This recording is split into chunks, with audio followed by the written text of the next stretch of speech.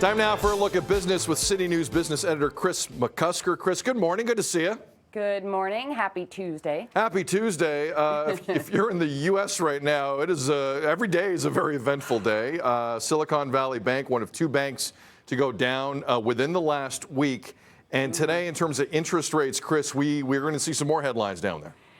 Yes, so it turns out that the collapse of Silcon Valley Bank might actually change the path on interest rates. That's what some are thinking this morning, Sid, and we are going to get U.S. inflation data for February later this morning, so that's also going to be part of the picture. There was an expectation that we were going to see a quarter-point interest rate hike by the U.S. Federal Reserve next week, and with the collapse of SVB and others, that's got some thinking that maybe not so fast. Some now even expecting that we could see interest rate cuts in the U.S. by the end of the year.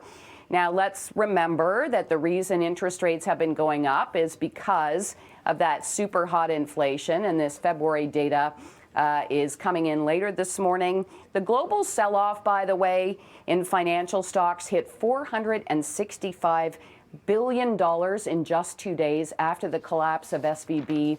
We're seeing a bit of recovery maybe this morning. There's another financial institution called First Republic. That stock sold off by more than 60% yesterday. It's up by about 20% this morning. So some hope that maybe the worst on all of this has passed. And Kris, before we move on, I'm sure some people at home are trying to rack their brains around on the fact that how closely should Canada be monitoring what goes on in the States in terms of their interest rate?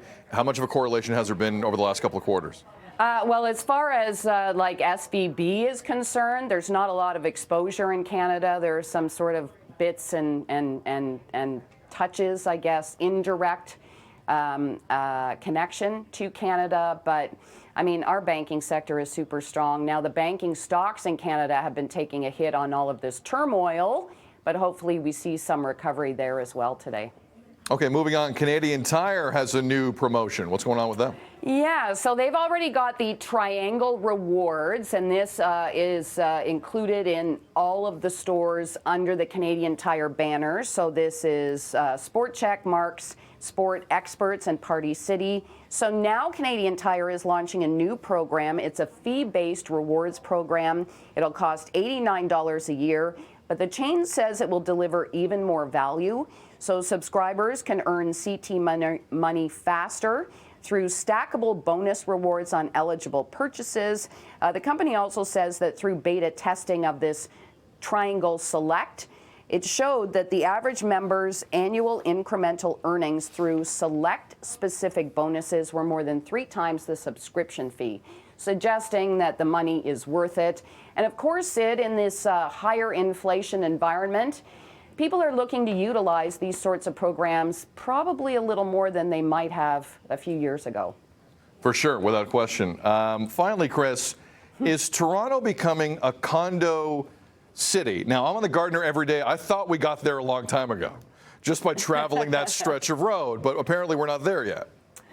Well, I guess it depends on your definition, but the situation as Urbanation sees it, this new report from Urbanation, is that there's going to be a record 25,000 new condo unit completions slated for just this year, and an additional 100,000 units set to be completed between 2024 and 2028.